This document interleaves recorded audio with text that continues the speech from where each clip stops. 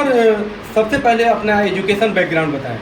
धन्यवाद। मैं डॉक्टर रविंदु, मैं सिवान जिले के ठेपा गांव का निवासी हूं।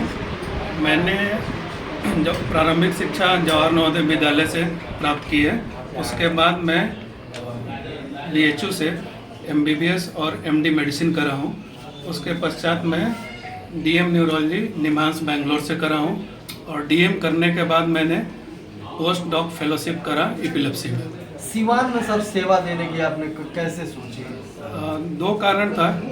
एक तो सिवान मेरा गृह जिला है और पिताजी की एक जिद थी और मेरा भी एक अंदर से इच्छा था कि अपने लोगों से जुड़ा रहा जाए।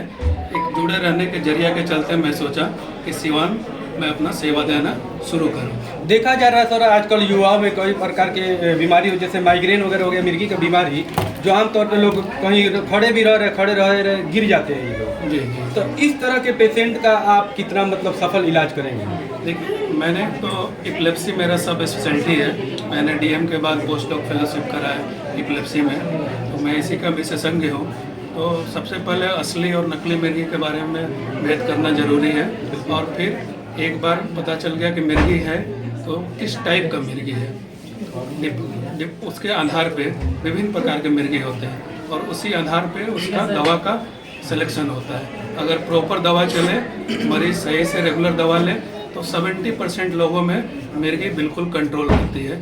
30% लोग होते हैं जिनमें मिर्गी दवा से नहीं कंट्रोल होती है। उन केसेस में सर्जिकल वर्कअप किया जाता है और ब्रेन का फोकस फाइंड करके और वो फोकस निकाल दिया जाता है, तो मिर्गी रुक जाती है। सर, मिर्गी को लेकर लोग झाड़ फूक पर विश्वास रखते हैं, इसको लेकर क्या कहेंगे? देखिए, मिर्गी का लोग मिर्गी आ जाती है तो लोग जूता सुंघाते हैं, मोजा सुंघाते हैं, हाथ में लोहा पकड़ा देते हैं या सोचते हैं कोई बुरी आत्मा है। ये सब बेतुकी बातें हैं जिसका कहीं कोई भी संबंध नहीं है, ठीक है ना। मिर्गी अगर आए तो मरीज को आप करवट लेटा दीजिए और कि उसका लार उसके फेफड़े में नहीं जाए और उसको डॉक्टर के पास ले जा करके उसका इलाज करवाइए, बनस्पत की झाड़ फूक और ये सब करवाने के चलते। दूर दूर से ग्रामीण क्षेत्र के लोग जो आ रहे हैं इलाज करने के लिए, रोगी, उनके लिए मैं क्या सलाह देंगे? देखिए, लोगों के लिए या आम मरीजों के लिए एक सलाह ये है कि सारे न्यूरो के डॉक्टर को मरीज एक ही समझते हैं, बोलते हैं कि हाँ न्यूरो के डॉक्टर हैं। भले ही न्यूरो सर्जरी की बीमारी हो या न्यूरो मेडिसिन की बीमारी हो या फिर साइकेट्री की बीमारी हो, ये तीनों बीमारियां अलग अलग होती हैं, लेकिन लोग एक ही डॉक्टर के पास चले जाते हैं कि हाँ न्यूरो के डॉक्टर हैं, न्यूरो के डॉक्टर हैं। सर्जन के पास भी चले जाते हैं, साइकेट्री वाले न्यूरोलॉजिस्ट के पास चले जाते हैं, न्यूरोलॉजी वाले साइकेट्री के पास चले जाते हैं। कई बार ओवरलैप होता है, कुछ बीमारियों को दोनों तीनों टाइप के लोगों को देखने की ज़रूरत होती है, लेकिन ये मरीजों को एक क्लियर रहना चाहिए कि हमको मेरा बीमारी किस डॉक्टर को दिखाना है। ये चीज़ पहला जानना जरूरी है। दूसरा चीज़ कि डॉक्टर के पास आप आए, अपना मुख्य प्रॉब्लम के बारे में बताएं, शुरुआत से अपनी प्रॉब्लम के बारे में बताएं और क्या दिक्कत है आपको, किस दिक्कत की वजह से आना हुआ वो बताएं और जो जो आपका इलाज चला है वो सारा डॉक्यूमेंट, सारा इलाज ले करके आए। आमतौर पे मरीज आते हैं, अपनी बीमारी के बारे में कम बताते हैं और बताते हैं कि फलाना डॉक्टर के पास गए, गोरखपुर गए, पटना गए, इस बाबू से दिखाए, उनसे दिखाए। इन सब चीज़ों का कोई अर्थ नहीं निकलता है और डॉक्टर का और पेशेंट दोनों का समय बर्बाद होता है। सर, यहाँ पे कौन कौन सी बीमारी का इलाज होगा और एड्रेस क्या है?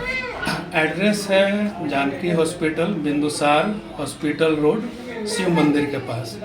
यहाँ पर 2nd और 4th संडे एवरी मंथ को मैं आऊँगा। बाद में मैं प्रत्येक संडे को आऊँगा और इलाज के बारे में न्यूरोलॉजी से संबंधित, मैं न्यूरो फिजिशियन हूँ, तो न्यूरोलॉजी से संबंधित जो भी बीमारियाँ हैं, जैसे लकवा हुआ, पैरालिसिस हुआ, नसों की प्रॉब्लम हुई, स्पाइनल कॉर्ड का प्रॉब्लम हुआ, मिर्गी हुआ, हाथ का कांपना हुआ, पार्किंसन रोग हुआ, डिमेंशिया भूलने वाली बीमारी हुई या डिस्टोनिया जिसमें हाथ पैर टेढ़ा होने लग जाता है, कई मरीजों को बोटॉक्स का इंजेक्शन लगाना पड़ता है। इन सारे चीज़ों का मैं इलाज स्वतः दूंगा यहाँ पे। सर यहाँ का टाइमिंग क्या होगा सर? टाइमिंग वही 2nd और 4th संडे सुबह 9 से ले करके और जब तक पेशेंट रहे। मैं मरीजों से, सब लोगों से मैं आग्रह करता हूँ, नंबर है नंबर से आप लोग बुकिंग करा लें कि अनावश्यक आपको इंतज़ार न करना पड़े, नहीं तो आपको भी झुंझलाहट होगी, वेट करना पड़ेगा। उस हिसाब से मैं अपना भी समय व्यवस्थित कर लूँगा और जो भी लोग नंबर लगाए रहेंगे सबको मैं देख करके जाऊंगा, चाहे रात 9 बजे या 10 बजे। सर क्षेत्रवासियों से क्या अपील कीजिएगा? क्षेत्रवासी से है कि आए और मेरे एक्सपर्टाइज का फ़ायदा उठाएं और अपना आशीर्वाद बनाए रखें। ठीक है। सर गरीब मरीजों के साथ लूटा जाता है, जैसे शहर में जाने के बाद। जी जी। गरीब जो असहाय मजदूर जो मरीज होंगे उनके लिए क्या सुविधा रहेगा आपके पास? देखिए, हर विभाग में हर तालाब में गंदी मछली है, ठीक है, वैसे ही सब जगह है। और पैसा एक बहुत बड़ा बाधक है अच्छा इलाज प्राप्त करने में। तो लोगों से मैं यही बोलता हूँ कि आप लोग शुरू में ही हेल्थ इंश्योरेंस ले लीजिए, क्योंकि इलाजें हैं लेकिन इलाज होने के साथ साथ अत्याधुनिक इलाजें महंगी हैं। और रही बात मेरे से दिखाने की, तो कोई जिसको जो बन पड़ेगा दे देगा, हम रख लेंगे। हम तो इसी शहर के हैं, इसी शहर के बेटे हैं, जो देंगे रख लेंगे। आयुष्मान कार्ड भी सर वैलिड है क्या? आयुष्मान ओपीडी सर्विसेज है, तो ओपीडी सर्विसेज में आयुष्मान कार्ड का कोई ज़रूरत नहीं पड़ता है। सर एक बार परिचय बताएं। परिचय में doctor Ravindo, DM neurology, post doc fellowship, epilepsy, NIMHANS, Bangalore. Thank you sir. Thank you.